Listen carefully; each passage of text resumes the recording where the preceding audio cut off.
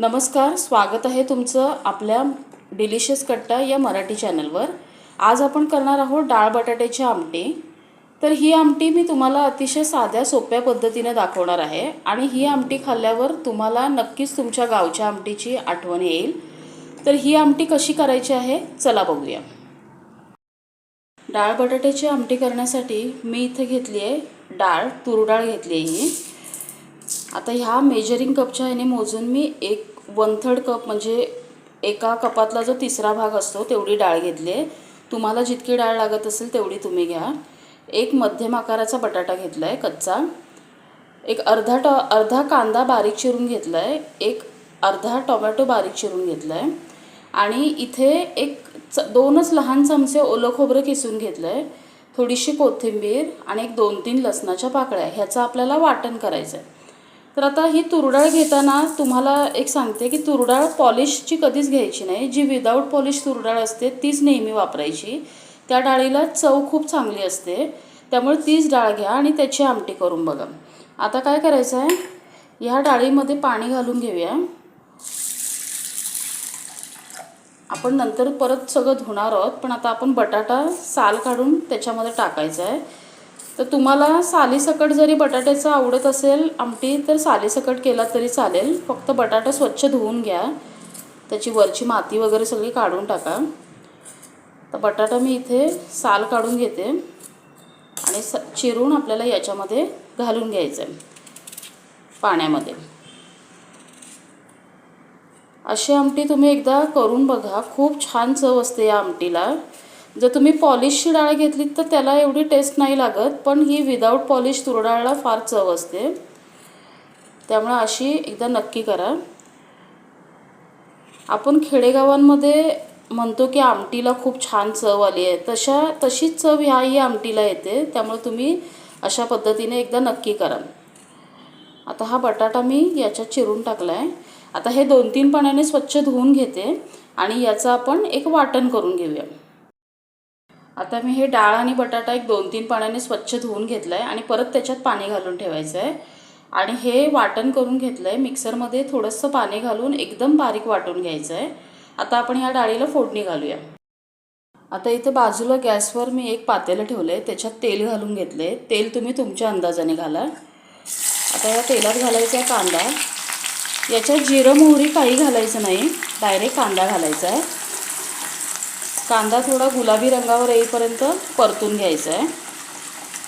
आपण ही आमटी अगदी गावरान पद्धतीने करतोय, म्हणजे त्याच्यात आपण खूप मसाले किंवा असं काही घालणार नाही आहोत। आमटी जी डाळ बटाट्याची ओरिजिनल टेस्ट असते ती तुम्हाला या आमटी खाल्ल्यावर तुम्हाला नक्कीच मिळेल। हे बघा, आता कांदा व्यवस्थित गुलाबी रंगावर परतायचा आहे, करपायचं नाही आहे। फक्त थोडा भाजला की त्याच्यामध्ये घालायचं आहे आपल्याला टोमॅटो। हे बघा, थोडा कांदा भाजला आहे व्यवस्थित। आता मी याच्यात टोमॅटो घालते। टोमॅटोही व्यवस्थित परतून घ्यायचा आहे। कांदा टोमॅटो इथं दोन्ही व्यवस्थित परतून घेतलं आहे। गॅस कमी करायचा आहे आणि याच्यामध्ये जी आपली लाल चटणी असते ती 1-1.5 चमचा मी इथं चटणी घालते। आपण जी वर्षाची साठवणीची चटणी करतो ती 1.5 चमचा घातली आहे। ह्याच्यात आता थोडंसं हळद घालूया आणि हे व्यवस्थित थोडं मिक्स करूया। हे थोडंसं परतलं, जास्त परतू नका नाही तर चटणी काळी होईल। याच्यात आपण जो वाटलेला कोथिंबीर खोबरं वगैरे आहे, लसूण ते वाटलेलं घालायचं आहे। एकदा थोडं हलवून घ्यायचं। आता ह्या डाळ बटाट्यातलं मी पाणी काढून घेते।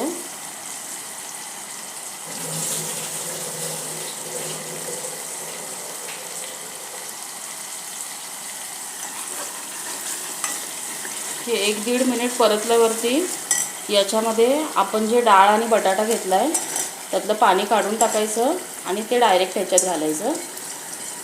अतिशय साधी सोपी अशी आमटी आहे, काही जास्त काही करावं लागत नाही, पण चव अतिशय छान येते याला। आता हे तेलामध्ये मसाल्यामध्ये व्यवस्थित 1-2 मिनिट आपण परतून घेऊया। हे बघा इथं मी 2 मिनिट व्यवस्थित परतून घेतलं आहे. आता आपण या स्टेजलाच इथं आपल्या आमटीला जेवढं मीठ लागणार आहे तेवढं घालून घ्यायचं.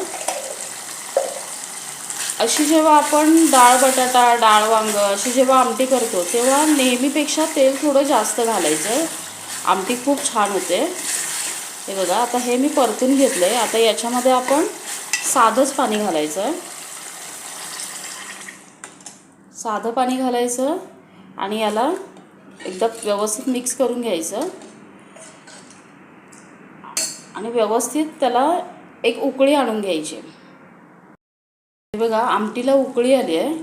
आता काय करायचं, गॅस थोडा मीडियममध्ये ठेवायचा आणि त्याच्यावर अर्धवट झाकण ठेवायचं आणि पळी आतच ठेवायची, पूर्ण झाकू नका.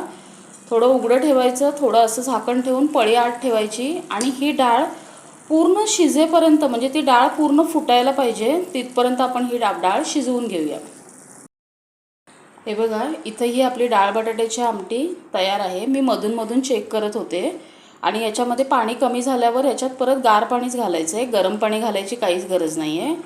आता याच्यातली डाळ बघा, ही डाळ पूर्ण फुटली आहे. अशी डाळ फुटायला पाहिजे आणि जेव्हा ती डाळ व्यवस्थित फुटते म्हणजे व्यवस्थित शिजते, हे बघा पूर्ण डाळ फुटली आहे, बटाटाही छान शिजला आहे, तेव्हाच त्या आमटीला व्यवस्थित चव येते. आणि ही आमटी खूप पातळ करायची नाही तर अशीच ठेवायची. तर ही आमटी तुम्ही एकदा नक्की करून बघा. माझा व्हिडिओ जर तुम्हाला आवडला असेल तर लाईक करा, कमेंट करा आणि सबस्क्राईब करा.